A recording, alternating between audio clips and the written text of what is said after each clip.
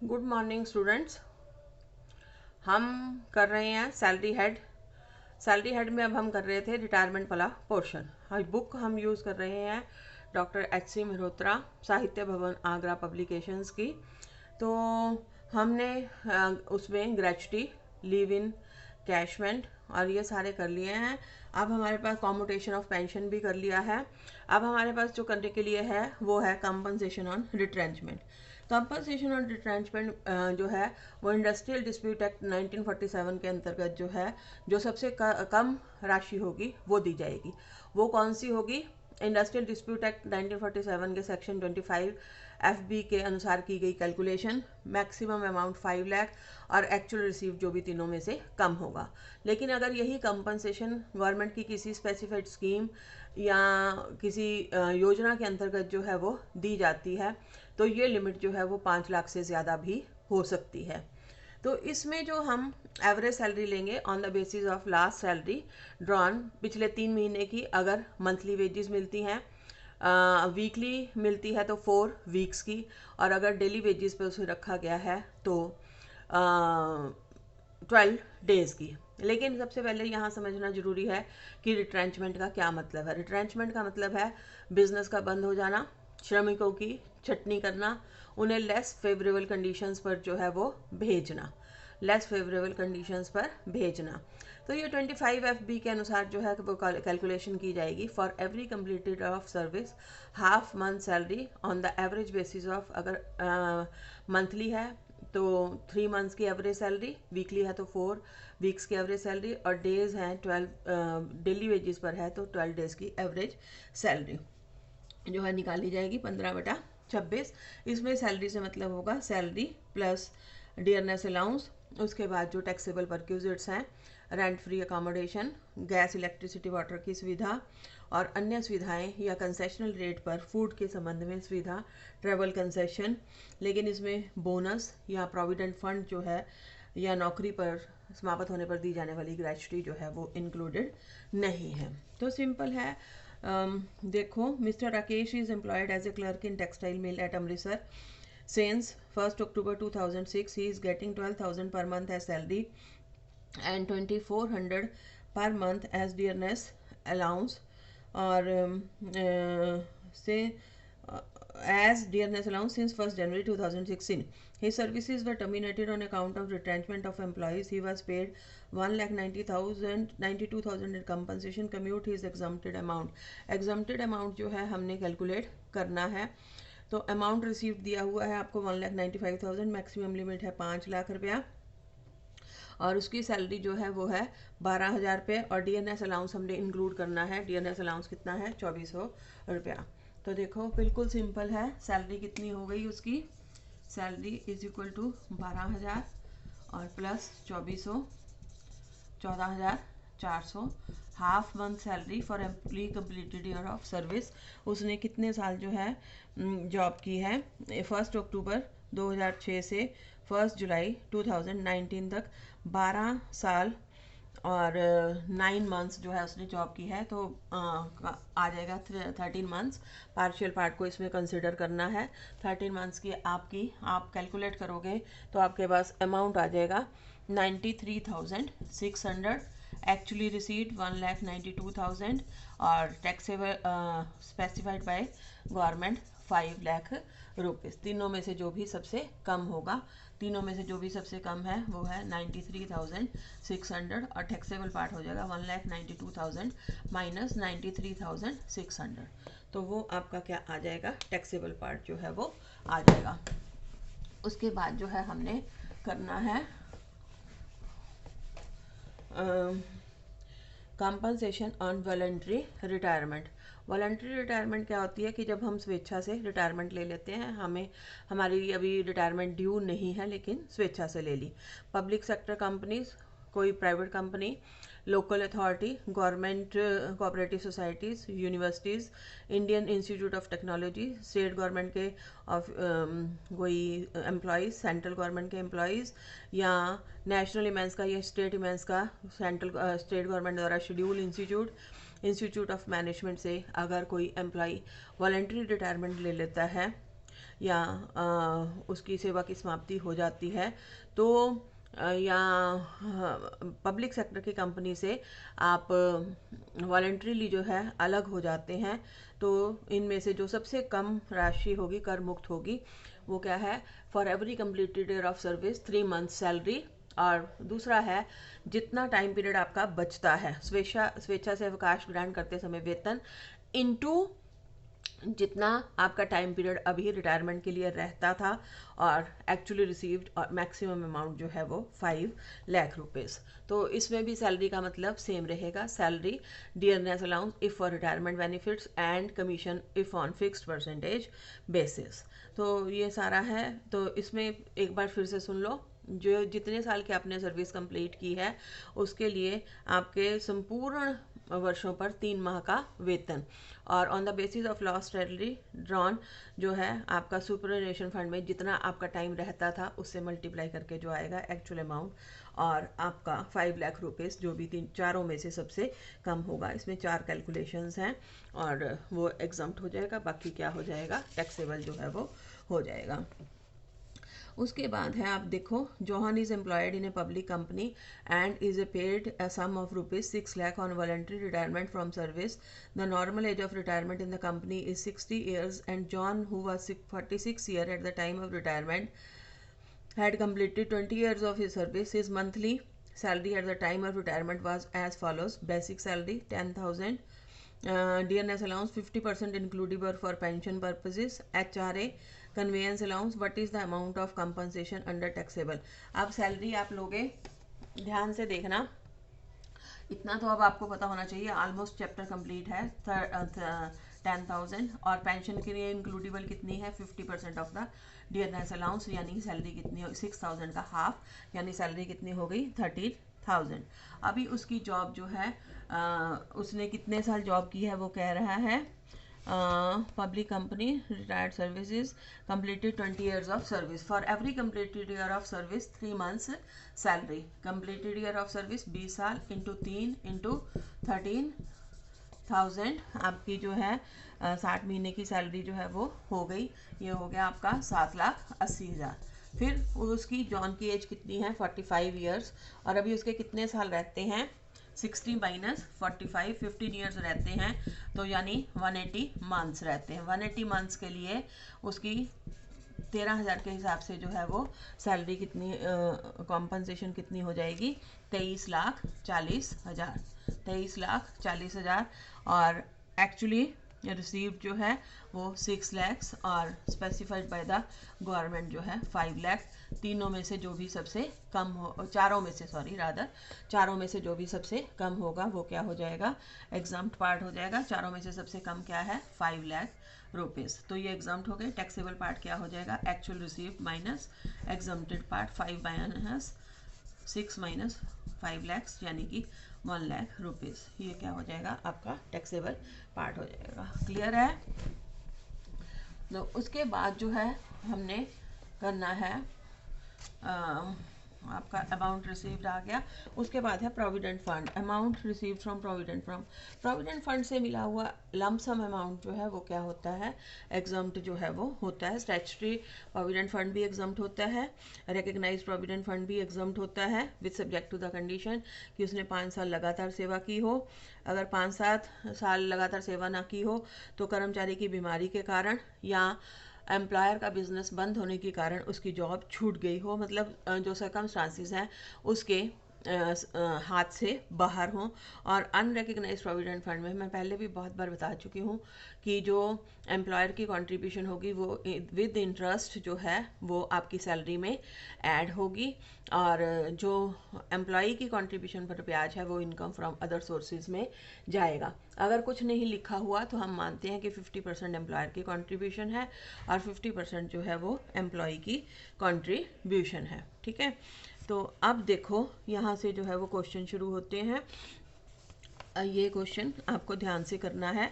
Mister X is employed in a factory as accountant on a monthly salary of 12,000 plus a dearness allowance of 1,200 per month. He is a member of unrecognized provident fund to which he contributes 10% of his salary and employer contributes an equal amount. On 1st August 2019, he resigned and joined another factory on the same date on a monthly salary of 16,000 per month and as a dearness allowance of 10% of his salary. Dearness allowance जो है वो 10% of the salary है. उसके बाद कहता है he received 40,000 including 8,000 interest recognise provident fund से उसे मिला है. तो उसकी एम्प्लॉयर्स कंट्रीब्यूशन जो है रिकग्नाइज प्रोविडेंट फंड में. उसके बाद वो कहता है अनरिकग्नाइज प्रोविडेंट फंड में उसको 40,000 रुपये जो है मिलता है. तो 20,000 जो है वो क्या हो जाएगा, सैलरी हेड में टैक्सेबल हो जाएगा.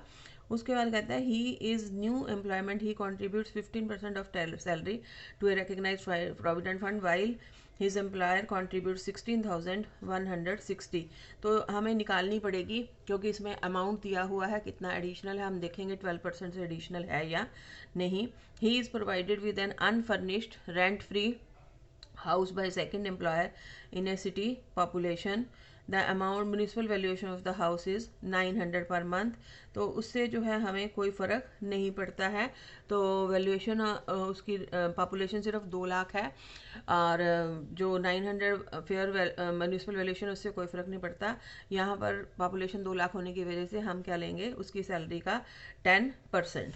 तो देखो ध्यान से आपने क्वेश्चन देखना है. 5 मंथ सैलरी पहले जो है ये मानते हुए कि वेतन अगले माह की पहली तिथि को दे है. Find out the taxable salary for assessment year 2021 assuming that the salary is due on the first of the next month. First of the next month है तो ये बड़ा इंपॉर्टेंट है. तो उसने 1 अगस्त को त्याग पत्र दिया है. तो लेकिन इसमें ये है कि सारा साल वो जॉब करता रहता है, उसमें आपको दिक्कत नहीं आएगी. उसकी जो सैलरी है पहली कब ड्यू होगी, 1 अप्रैल, दूसरी 1 मई, तीसरी 1 जून, चौथी 1 जुलाई और पांचवी जो है 1 अगस्त को ड्यू होगी. अब उस टाइम उसकी सैलरी कितनी थी, वो पुरानी जगह पर काम कर रहा था, 12,000 इंटू 5 कितनी हो गई, 60,000. ठीक है. और उसके बाद इसके ऊपर DAB जो है 1200 इंटू 5, 1200 इंटू 5 जो है वो भी कितना हो गया, 6,000. और उसके बाद जो है उसने उसी दिन जो है वो नई जॉब ज्वाइन कर ली. तो उसकी 7 महीने की सैलरी बाकी है, सेम डे कर ली तो गैप तो आया ही नहीं, इसलिए 1,12,000. और जो आपका DA है वो 10% ऑफ बेसिक सैलरी. 1,12,000 का 10% कितना हो गया आपका, 11,200. 11,200 ये DA है, ये DA है, ये DA है. तो ये आपकी जो है वो सैलरी होगी. उसके बाद लमसम अमाउंट रिसीव्ड 40,000 जो है वो पहले से रिसीव किया. तो हाफ जो है वो किस में, एम्प्लॉयर की कंट्रीब्यूशन किस में आ जाती है, एम्प्लॉय की सैलरी में, पेंशन में जो है वो ऐड हो जाती है. उसके बाद employers contribution in excess of 12%. 12% के लिए हम क्या लेंगे, जो उसका महंगाई भत्ता लिखा नहीं हुआ कि वो प्रोविडेंट फंड के लिए, प्रोविडेंट फंड में प्रोविडेंट फंड में कंट्रीब्यूट करता है. तो उसकी नई सैलरी कितनी है, 1,12,000. 1,12,000 का 12% कितना हो जाएगा, आप देखो 24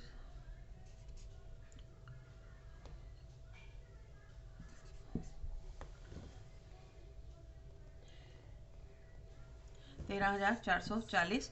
और उसने कंट्रीब्यूट कितना किया है, 16,160. 13,440 2,720. इधर मैंने कैलकुलेट करके दिखाया है. 1,12,000 का 12%, 13,440. और कंट्रीब्यूट कितना किया, 16,140, 2,320 रुपये. और रेंट फ्री अकोमोडेशन का बिल्कुल सिंपल है और कुछ दिया ही नहीं हुआ. तो बेसिक सैलरी का 10%, 1,12,000 का आपका कितना आ जाएगा, 11,200 रुपये. और ये आपकी जो है सैलरी आ जाएगी 2,23,120.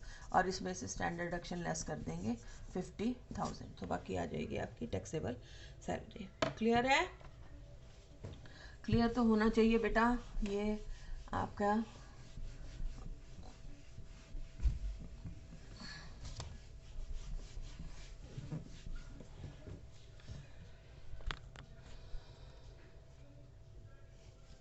उसके बाद है 15 इलस्ट्रेशन मैं आपको करवा रही हूँ। इसमें भी थोड़ा सा आपको ध्यान से देखना पड़ेगा कि क्या है। 15th इलस्ट्रेशन के लिए आप देखो, ध्यान से क्वेश्चन पढ़ना पड़ेगा कि सैलरी इसमें भी पे स्केल दिया हुआ है। Shri Hariom was appointed as a workman in a factory on 1st January 2010 in the pay scale of 10,400 20,800. On 1st August 19, his services were terminated at the time of retrenchment on account of closure business, and he received a compensation of 80,000 from his employer under Industrial Dispute Act. He was entitled to avail earned leave of 30 days each year. At the time of retirement, he was also paid 1,12,000 for 8 months earned leave not availed by him during the period. On 1st December, he got another appointment on a monthly salary of 16,800. On 1st February, in order to meet his expenses of daughter marriage, he received an advance salary of 4 months and also took a loan of 15,000 from his employer for this purpose.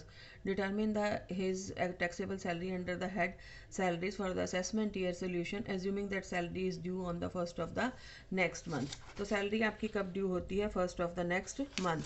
सबसे पहले तो हमें क्या निकालना पड़ेगा? उसका पे scale जो है वो निकालना पड़ेगा। पे स्केल उसका क्या है? 1st January 2010 को कितना है? 10,400। 10,400 11 में कितना हो गया? 10,800। 12 में कितना हो गया? 11,200। 13 में 11,600। 14 में 12,000। 15 में 12,400। 16 में 12,800। 17 में 13,200। 18 में 13,600 और 19 में आपका क्या हो गया? 14,000। अब ये है आपका 1st जनवरी 19 से लेकर रहेगा 31st दिसंबर 19 तक। तो इसमें जो है उसकी सैलरी कितनी हो गई? 14,000। 14,000 जो है उसकी सैलरी रहेगी। 14,000 कितने salary is due on the 1st of the next month. तो इसका मतलब उसको सैलरी कब कब मिलेगी? 1 अप्रैल। रिटायर हुआ है वो 1 अगस्त को। 1 मई, 1 जून, 1 जुलाई, 1 अगस्त। 1 अगस्त। तो सैलरी उसकी कितनी हो गई? 14,000 इंटू 5 जो है वो हो गई 70,000 रुपये। ठीक है। और फिर उसने जो है दिसंबर में नई जॉब ज्वाइन कर ली। नई जॉब उसने जो ज्वाइन की वो 16,800 पे थी। 16,800 3 महीने की सैलरी। यहाँ गैप आ गया है क्योंकि छोड़ने के बाद उसे कब मिली नई सैलरी? 50,400। 50,400 और 4 महीने की उसने एडवांस ली, लेकिन 1 साल की तो इसी साल में कवर हो जाएगी।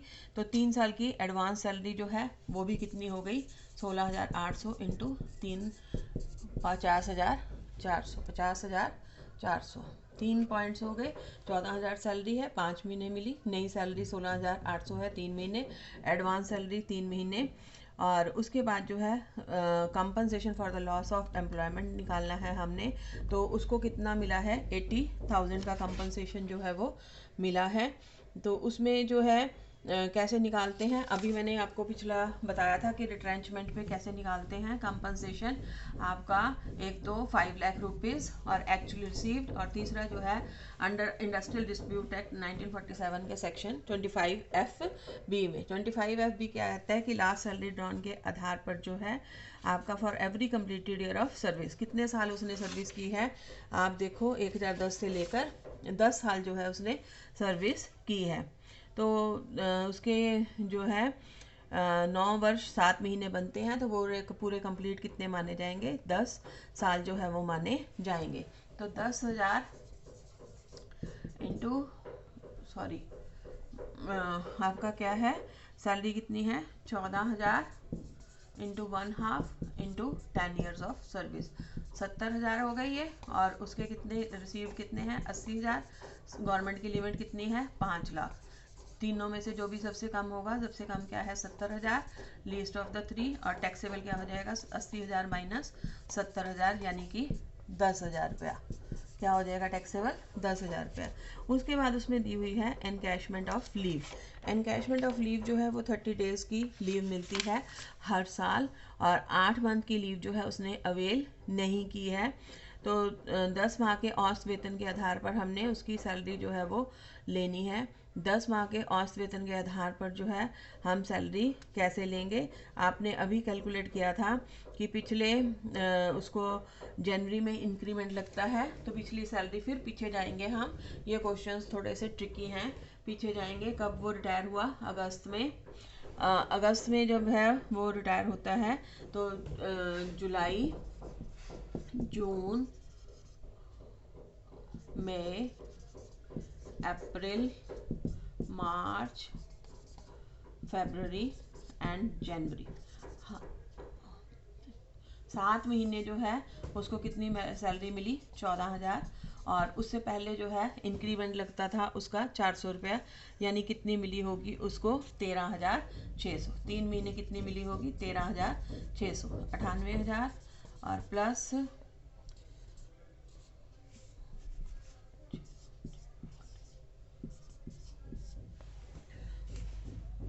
40,800, ये कितनी आ गई आपकी 8 8 1,38,880। तो 10 महीने की एवरेज सैलरी कितनी होगी 13,880। 10 महीने की एवरेज सैलरी कितनी होगी 13,880। पिछले 7 महीने की उसको मिली 14,000, हम पीछे चल रहे हैं इसलिए उससे पहले कितनी मिली होगी 13,600 जब इंक्रीमेंट लगा होगा। 7 महीने 98,000, 13,600 मतलब उसका हो गया आपका 40,800 और 13,880, और ये जो है आपकी आ गई सैलरी। अब इसके आधार पर जो है आपने 10 महीने की सैलरी, 10 महीने की वही हो जाएगी 13,800, और फिर 8 महीने का उसका क्रेडिट है। 8 महीने की अन्य अवधि के लिए उसकी कितनी हो जाएगी 13,800 माइनस इंटू 8, यानी 1,11,400, 1,11,400। और एक्चुअली रिसीव्ड कितनी है आपकी सेंट्रल गवर्नमेंट द्वारा 3 लाख, और एक्चुअली रिसीव्ड कितनी होगी आपकी 1,20,000, जो चारों में से सबसे कम होगी 1,10,400, 1,10,400। और टैक्सेबल पार्ट सिर्फ कितना आ जाएगा 960 रुपये। कितना आ जाएगा 960 रुपये। तो ये आपका क्वेश्चन जो है वो कंप्लीट हो जाता है। इसमें से स्टैंडर्ड डिडक्शन आपने लेस कर देनी है, स्टैंडर्ड डिडक्शन जो है वो लेस कर देनी है। तो ये आपके क्वेश्चंस हैं जो मैंने आपको सारे करवा दिए। बाकी 2 क्वेश्चंस इलस्ट्रेशंस जो हैं वो आप खुद करेंगे। मैं अब जो है आपको next chapter income from business and profession head जो है वो